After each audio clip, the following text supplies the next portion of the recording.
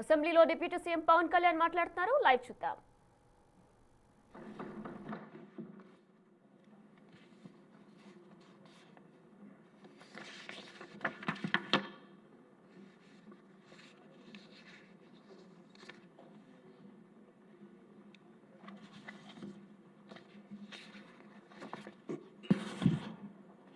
ఉదాహరణకి మీకు నరేగా కంపారిజన్ మీకు చెప్తాను అధ్యక్ష. అది మన ప్రభుత్వానికి వాళ్ళ ప్రభుత్వానికి తేడా. నరేగా పథకం కింద 2019-24లో వాళ్ళు ఖర్చు పెట్టింది ఈ సీసీ రోడ్లు కానీ బీటీ రోడ్లు కానీ మీకు తెలియజేస్తాను. ముందు సీసీ రోడ్లకి వాళ్ళు 610 కోట్లు ఖర్చు పెట్టి ఈ సీసీ రోడ్లకి బీటీ రోడ్లకి 5 సంవత్సరాల్లో వాళ్ళు 610 కోట్ల రూపాయలు ఖర్చు పెడితే ఎన్డీఏ ప్రభుత్వం వచ్చిన తర్వాత ఖర్చు పెట్టింది 3853 కోట్ల అధ్యక్ష. అలాగే సీసీ రోడ్లు వాళ్ళు 854 కిలోమీటర్లు వాళ్ళు 5 సంవత్సరాల్లో పెడితే మనం వచ్చింది ఊరి లోపల ఉండే రోడ్లకి వాళ్ళు 884 కిలోమీటర్లు 5 సంవత్సరాల్లో వేస్తే మనం వచ్చి 6000 కిలోమీటర్లు వేసాం అధ్యక్ష. అలాగే బీటీ రోడ్లు 5 సంవత్సరాల్లో వాళ్ళు 239 కిలోమీటర్లు వేస్తే మనం 1331 కిలోమీటర్లు వేసాం అధ్యక్ష. అలాగే ఆల్ స్కీమ్స్ మన రూరల్ డెవలప్మెంట్కి సంబంధించి వాళ్ళు మొత్తం పెట్టిన ఖర్చు అధ్యక్ష 5 సంవత్సరాలు వాళ్ళు పెట్టిన ఖర్చు 4610 కోట్ల రూపాయలు అయితే మనం ఖర్చు పెట్టింది 11,506 కోట్ల రూపాయలు ఖర్చు పెట్టింది.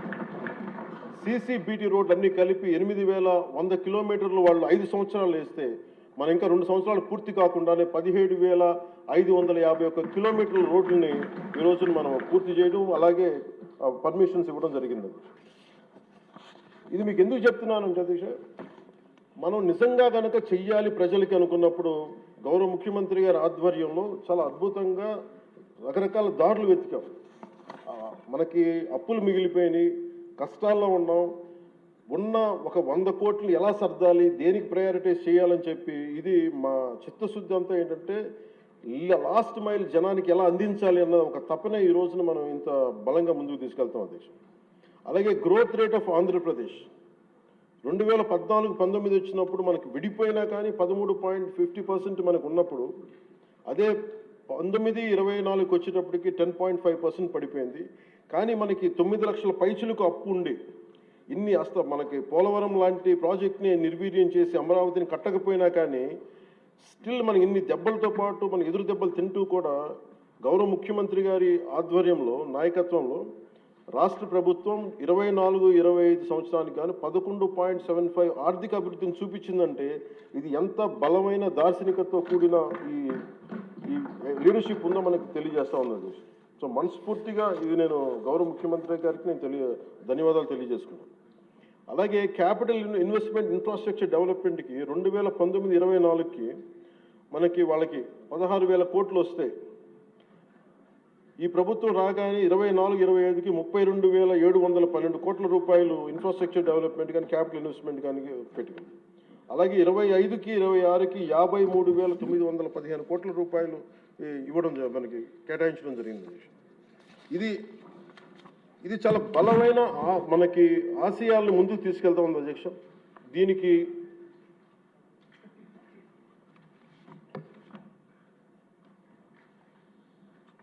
దీనికి నేను కోరుకుంటుంది కూడా ఈ అలయన్స్ చాలా బలంగా ఉండాలి అనేది నా ప్రజల సభ్యులందరికీ కూడా నేను నా ఆకాంక్షని, నా ఆశయాన్ని తెలియజేస్తాను. నేను ఎందుకు ఇంత తపన పడ్డాను, రాష్ట్ర విభజన జరిగినప్పటి నుంచి ఆంధ్ర రాష్ట్రం వెనుకబాటు పడిపోయింది, దీనికి ఎవరు ముందుకు తీసుకెళ్ళలేము అనుకున్న దాంట్లో నేను ఏమీ ఆశించకుండా 2014లో మన అలయన్స్ కోసం నేను కష్టపడ్డాను. అలాగే 19లో కూడా ఉండాలని కోరుకున్నాం, అది పరిస్థితుల్లో కుదరలేదు. కానీ 24 వచ్చేటప్పటికి నేను పార్టీ పరంగా అన్ని తగ్గి అన్ని రకాలుగా ఎందుకు పెట్టానంటే ఇది నేను పార్టీగా గెలవడం కంటే కూడా నేను ఇండివిజువల్గా సాధించడం కంటే కూడా నేను కోరుకుంది 5 కోట్ల మంది ప్రజల ఆకాంక్షల్ని, ఆశయాలని ముందుకు తీసుకెళ్లాలని నా తపన. ఇది ఎట్టి పరిస్థితుల్లో కూడా నేను కోరుకుంటుంది ఇప్పుడిప్పుడే మనం చిన్నపాటి ఒక 1 పాయింట్ అభివృద్ధి చూసాం మనం ఇప్పటికి. ఇది ముందుకెళ్ళాలి, ఇంకా మన ఆకాంక్షలు ఆశయాలు ముందుకు తీసుకెళ్ళాలి అంటే ఇది మనలో ఉన్న ఏమన్నా సరే చిన్న చిన్న సవరణలు ఏదైనా చేసుకుంటే అందరం ముందుకెళ్ళాలి. ఈ ప్రభుత్వానికి, ముఖ్యమంత్రి గారికి బలంగా నిలబడాలని నేను మనస్ఫూర్తిగా కోరుకున్నాను అధ్యక్ష. అలాగే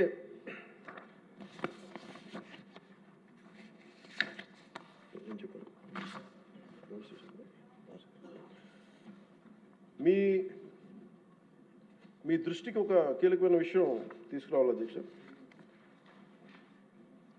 మన దేశంలో 140 కోట్ల ప్రజల భవిష్యత్తు నిర్ణయించే విధంగా భారత రాజ్యాంగాన్ని అమలు చేయడానికి, మరి ప్రజాస్వామ్యాన్ని పరిరక్షించడానికి రాజ్యాంగ నిర్మాతలు 3 ప్రధాన వ్యవస్థలను ఏర్పాటు చేశారు. వన్ ఇస్ శాసనసభ వ్యవస్థ, లెజిస్లేటివ్, ఎగ్జిక్యూటివ్ అండ్ జ్యుడిషియల్. ఈ 3 వ్యవస్థలు పరస్పర సమన్వయంతో ఎలాంటి ఆటంకాలు లేకుండా సమర్థవంతంగా పనిచేసినప్పుడే ప్రజాస్వామ్యం బలంగా నిలబడుతుంది. వీటిలో ఏ ఒక్క వ్యవస్థలోనైనా లోపాలు ఏర్పడితే ప్రజాస్వామ్య వ్యవస్థపై ప్రభావం చూపడం కాకుండా ప్రజలకి న్యాయం మరియు సేవలు చేయడంలో ఇబ్బందులు పెడతాం. ఇది ఎందుకు ప్రస్తావించానంటే అధ్యక్ష, ఈ మధ్య నేను మన గవర్నర్ గారిని కలవడం జరిగింది, అబ్దుల్ నజీర్ గారిని. జరుగుతున్నప్పుడు ఆయన నా దృష్టికి తీసుకొచ్చింది, ఈ national grid judicial data grid ప్రకారం దాదాపు 1,11,59,767 సివిల్ కేసులు, మరి 3,80,60,784 క్రిమినల్ కేసులు ప్రస్తుతం దేశవ్యాప్తంగా పెండింగ్లో ఉన్నాయి. ఇన్ని జరుగుతూ ఉంటే మీరు యాజ్ ఒక పొలిటికల్ మీరు లెజిస్లేటివ్ పవర్ ఉన్న మీరు కూర్చోబెట్టి ఒకసారి మీ సభ్యుల దృష్టికి తీసుకెళ్ళి దీన్ని ఎలా తగ్గించగలం, ఈ లిటిగేషన్ ఎలా తగ్గించగలం మీరు కూర్చోబెట్టి ఒకసారి ఎలా ఫెసిలిటేట్ చేయగలరు ఒకసారి మీ సభ దృష్టిలో మీరు మాట్లాడడం చెప్తే ఇది నాకు నిజం చాలా వాస్తవం అనిపించింది. ఎందుకంటే మన దగ్గర ఉన్న కోర్టుల సంఖ్యకి, ఇక్కడ ఉన్న మౌలిక సదుపాయాలకి, రోజువారీగా నమోదవుతున్న కేసుల సంఖ్యకి మధ్య చాలా స్పష్టమైన అసమతుల్యత ఉంది అధ్యక్ష, ఇంబ్యాలెన్స్ ఉంది. ఈ పరిస్థితుల్లో ఈ కేసులని పరిష్కారం కావడానికి ఎన్ని దశాబ్దాలు పడుతుందో కూడా చెప్పడం చాలా చాలా కష్టం. అందుకని ముఖ్యంగా మీరు కోర్టుల పరిస్థితిని చూస్తే కనీసం మౌలిక సదుపాయాలు కూడా అందుబాటులో లేని పరిస్థితి కనిపిస్తూ ఉంది. ముఖ్యంగా మహిళా అడ్వకేట్ల కోసం టాయిలెట్స్ కానీ సదుపాయాలు కానీ చాలా చోట్ల లేవు, కనీసం వాళ్ళ విశ్రాంతి గదులు కానీ. రోజుకి వేలాది మంది కోర్టులకు వచ్చి వెళ్తూ ఉంటారు, వాళ్ళకి తగిన మౌలిక సదుపాయాలు కల్పించడం కూడా చాలా చాలా అవసరం. అందుకే బడ్జెట్లో న్యాయశాఖకు తగిన నిధులను కేటాయించే బాధ్యత లెజిస్లేటివ్ వ్యవస్థ పైన ఉందని నేను మనస్ఫూర్తిగా భావిస్తాను. ఈ సందర్భంలో ఈ సంవత్సరం గౌరవ ఆర్థిక శాఖ మంత్రి పయ్యావుల కేశవ్ గారు ప్రవేశపెట్టిన ఈ బడ్జెట్లో దాదాపు 100 కొత్త కోర్టు భవనాల నిర్మాణానికి 349 కోట్లని కేటాయించడం చాలా చాలా మనస్ఫూర్తిగా అభినందిస్తాను. గతంతో పోలిస్తే కూటమి ప్రభుత్వం న్యాయశాఖ చాలా ప్రాధాన్యత ఇస్తున్నప్పటికీ కూడా సభ దృష్టికి నేను తీసుకొస్తే ఇంకా మనం చేయాల్సిన పనులు చాలా చాలా ఉన్నాయనిపిస్తుంది. ఎందుకంటే ఆయన చెప్పింది, ప్రత్యేకించి గవర్నర్ గారు చెప్పింది, ఒక్క కేసు ఒకళ్ళ మీద ఉంటే మనందరికీ తెలుసు, అందరం దాదాపు ముఖ్యమంత్రి గారు చెప్తే సభలో ఉన్న ప్రతి ఒక్కళ్ళ మీద ఏదో ఒకలాగా కేసులు ఉన్నాయి. మన మీద కేసు పడింది లేదంటే సగటు ఒక మనిషి మీద కేసు పడిందంటే మన ఒక్కళ్ళ మీద పడినట్టు కాదు, మన కుటుంబ సభ్యుల మీద, మన చుట్టుపక్కల ఉన్న దాదాపు 10 మంది మీద పడద్ది. ఆయన అబ్దుల్ నజీర్ గారు చెప్పింది కూడా, ఒక కేసుని మీరు ఒక వ్యక్తిగా చూడకండి, ఒక సమూహంగా చూడక 10 మంది మీద ఇంపాక్ట్ ఉంటుంది. మీరు కోటి కేసులు ఉన్నాయంటే దాదాపు 10 కోట్ల మంది ప్రజల మీద ఇంపాక్ట్ ఉంటుంది. అందుకని దాని మీద మీరు లిటిగేషన్కి మీరు ఆల్టర్నేటివ్ డిస్ప్యూట్ రిజల్యూషన్ మీరు పెంచే దిశగా మీరు ప్రభుత్వం ఆలోచిస్తే చాలా మంచిది అనేది వారు సూచనప్రాయంగా తెలియజేశారు అధ్యక్ష. అలాగే కేసుల స్వభావం, క్లిష్టతను బట్టి చిన్న చిన్న వివాదాలను ఏడీఆర్ సెంటర్ల ద్వారా పరిష్కరించేలా చర్యలు తీసుకుంటే కోర్టులపై ఉన్న భారం తగ్గుతుంది. ఇవే కాకుండా కొత్త కోర్టు భవనాల నిర్మాణం మాత్రమే కాకుండా ఇప్పటికున్న కోర్టులన్నింటిలో కూడా కనీసం మౌలిక సదుపాయాలు కల్పించడం అత్యంత అవసరం. ముఖ్యంగా టాయిలెట్స్ కానీ, తాగునీటి సదుపాయాలు కానీ, కంప్యూటర్స్ కానీ, సర్వర్స్ కానీ, నెట్వర్కింగ్ వ్యవస్థలు, డిజిటల్ రికార్డ్ మేనేజ్మెంట్ వంటి ఐటీ మౌలిక సదుపాయాలని అభివృద్ధి చేయాలి. అలాగే కోర్టులు మరియు జైళ్ల మధ్య వీడియో కాన్ఫరెన్సింగ్ వ్యవస్థలను విస్తరించడం, ఆటోమేటెడ్ కేసు నిర్వహణ వ్యవస్థలు అమలు చేయడం వంటి సాంకేతిక పరిజ్ఞానాలను ఉపయోగించుకోవడం ద్వారా విచారణ వేగాన్ని పెంచి ఖర్చును కూడా తగ్గించవచ్చు. సో అధ్యక్ష, ఈ అంశంపై గౌరవ ముఖ్యమంత్రి శ్రీ నారా చంద్రబాబు నాయుడు గారి నాయకత్వంలోని కూటమి ప్రభుత్వం సమగ్రమైన ఒక చర్చ జరపాలని, అవసరమైతే గౌరవ గవర్నర్ మరియు సుప్రీంకోర్టు మాజీ న్యాయమూర్తులు అయిన జస్టిస్ అబ్దుల్ నజీర్ గారి విలువైన సూచనలు కూడా తీసుకుని ముందుకు సాగితే మరింత మెరుగైన ఫలితాలు సాధించవచ్చని సభ దృష్టికి నేను తీసుకొస్తాను. అలాగే నేను మన పంచాయతీరాజ్ నిధులు కానీ మనం ఎలా ఖర్చు పెట్టాం, ఏం ఖర్చు పెట్టాం అత్యంత పారదర్శకతతోటి 175 ఎమ్మెల్యేస్కి సంబంధించి ప్రతి ఒక్కరు, ఉదాహరణకి ఇది పయ్యావుల కేశవ్ గారి ఉరవకొండ నియోజకవర్గానికి సంబంధించి ప్రతి ఒక్క ఎమ్మెల్యే గారికి, గౌరవ శాసనసభ్యులకి ఎంతెంత ఇచ్చాం, ఎంత నిధులు ఇచ్చాం అనేది మీరు ప్రతి ఒక్కరికి వారికి ఇవ్వడం జరిగింది అధ్యక్షుడు. ఇందులో ఎవరికి కూడా నా దృష్టికి ఏ సమస్య వచ్చినా, పంచాయతీరాజ్ శాఖకు సంబంధించి ఏది వచ్చినా కానీ, ఆర్డబ్ల్యూఎస్ కానీ లేదంటే ఫారెస్ట్ డిపార్ట్మెంట్ ఏది వచ్చినా సరే ప్రత్యేక శ్రద్ధ పెట్టి ఉన్న పరిమితమైన నిధులనే అందరూ ఒకళ్ళకి ఇవ్వకుండా కూడా పార్షియాలిటీ చూపించకుండా ఉన్నంతలో అందరికీ న్యాయం జరిగేలా మేము చేస్తామని, ఇది మీ ద్వారా ప్రతి ఎమ్మెల్యే గారికి, ప్రతి గౌరవ శాసనసభ్యులు ప్రతి ఒక్కరికి పంచాయతీరాజ్ శాఖ అందజేస్తున్న అధ్యక్ష. ఇది మీ దృష్టికి తీసుకొస్తా ఉన్నాను. ఇది మీ నియోజకవర్గాల్లో మీకు ఎంత ఖర్చు పెట్టాం, ఎలా చెప్పాం, మీరు చాలా సగర్వంగా మీరు చెప్పుకునేలా ఉంటుందని తెలియజేసుకున్నాను అధ్యక్ష. ఏమండి? Thank you.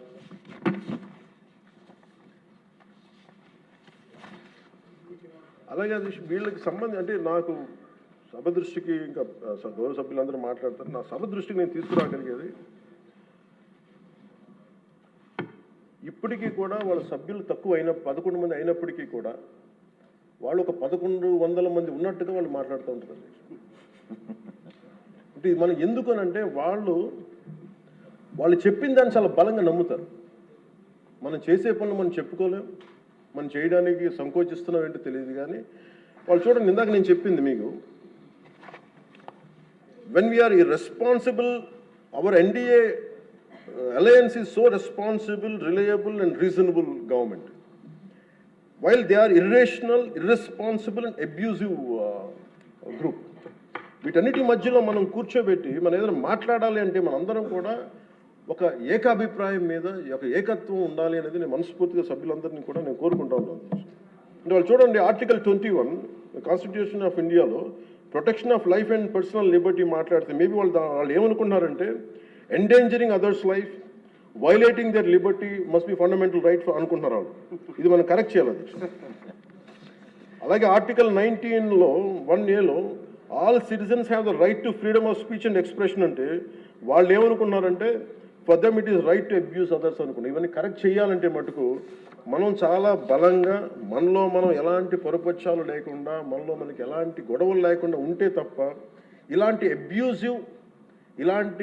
అబ్యూజివ్ వ్యక్తుల సమూహాన్ని మనం ఎదుర్కోలేము అధ్యక్ష. కల్తీలు వాళ్ళే చేస్తారు, వాళ్ళే బూతులు తిడతారు. ఎలా ఉంటుందంటే హిందీలో చెప్తారు, ఉల్టా చోరు కొత్త వాళ్ళు కూడా అంటే దోపిడీలు చేసే దొంగ పోలీసు వస్తే పోలీసుని దొంగ అని అరిచాడు. వాళ్ళే తిట్టి, వాళ్ళే అబ్యూస్ చేసి మళ్ళీ మనం తిట్టామని చెప్తారు. కల్తీలు వాళ్ళే చేస్తారు. కానీ మనం డిఫెండ్ చేసుకోవడానికి irrespective of whether we are from different parties, మనం విభిన్నమైన కుల సమూహాల నుంచి రావచ్చు. కానీ బట్ రాష్ట్ర ప్రయోజనాలకి మనందరం ఒకే గలంతో ఉండాలని మనస్ఫూర్తిగా మీ ద్వారా నేను అందరూ ఉండాలని కోరుతున్నాను. నాకు మీకు ప్రజల ఆకాంక్షలు ఎలా ఉంటాయో తెలియదు, ప్రజల ఆశయాలు ఎలా ఉంటాయో తెలియదు. మీరు బడ్జెట్ వస్తుంది అంటే అరే మాకు ఏం వస్తుంది ఇందులో కోరుకుంటారు. ఒక సమ్మర్లో స్కూల్కి వెళ్ళబోతున్న పిల్లలకి అరే మాకు భవిష్యత్తు మాకు ఏం ఖర్చు ఉంటుంది, ఎంత ఖర్చు ఉంటుంది తల్లిదండ్రులు రాసుకుంటారు. అది మాకు చిన్నప్పుడు మాకు గుర్తు. అలాంటిది ఒక బడ్జెట్ వస్తుంది అంటే ఎన్ని ఆశయాలు ఉంటాయి, ఎన్ని కోరికలు ఉంటాయి, ప్రతి గ్రూప్ మాకేమొస్తుంది, మాకేముంటుందని అనుకుంటాం. ఇది మేమందరం ఈ రోజున బడ్జెట్లో అందరికీ ఎంత తృప్తిగా ఉంటుందో నాకు తెలియదు. కానీ one commitment to people I can say, ఒక 15 ఏళ్ళు మేము ఈ రాష్ట్రం కోసం ఈ అలయన్స్ ద్వారా మేము పాటుపడతాం. దానికి మేము చిత్తశుద్ధిగా, త్రికరణ శుద్ధిగా అద్భుతంగా ఉండాలి రాష్ట్రం మనస్ఫూర్తిగా నేను కోరుకున్నాను అధ్యక్ష. వీటితో పాటు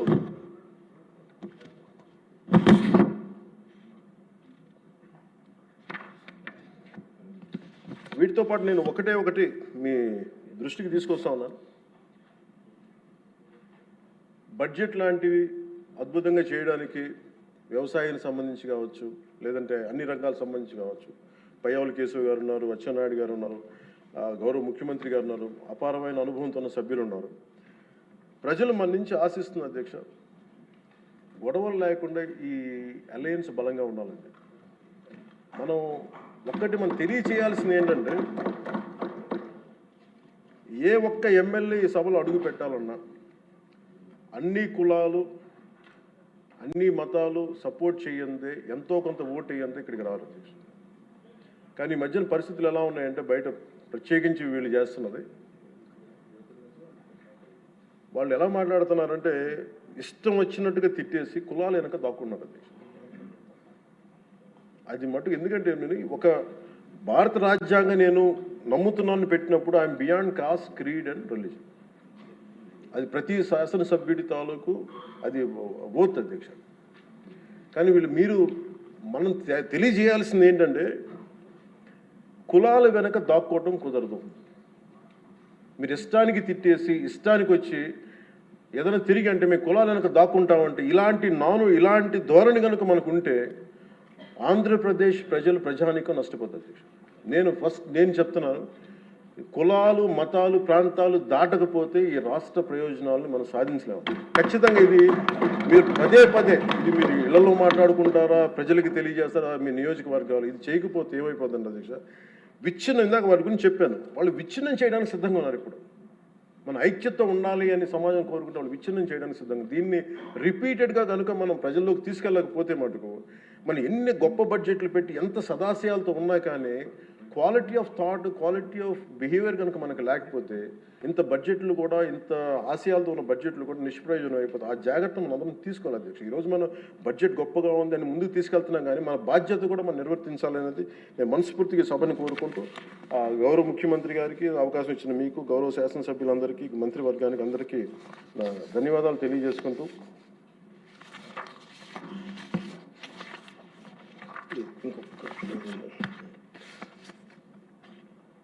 పర్యాటక రంగాన్ని ప్రత్యేకించి దుర్గేష్ గారి ఆధ్వర్యంలో 20,000 కోట్లు పెట్టుబడులు ఆకర్షించాం. తద్వారా 50,000 మందికి ప్రత్యక్షంగా పరోక్షంగా ఉపాధి అవకాశాలు లభించనున్నాయి.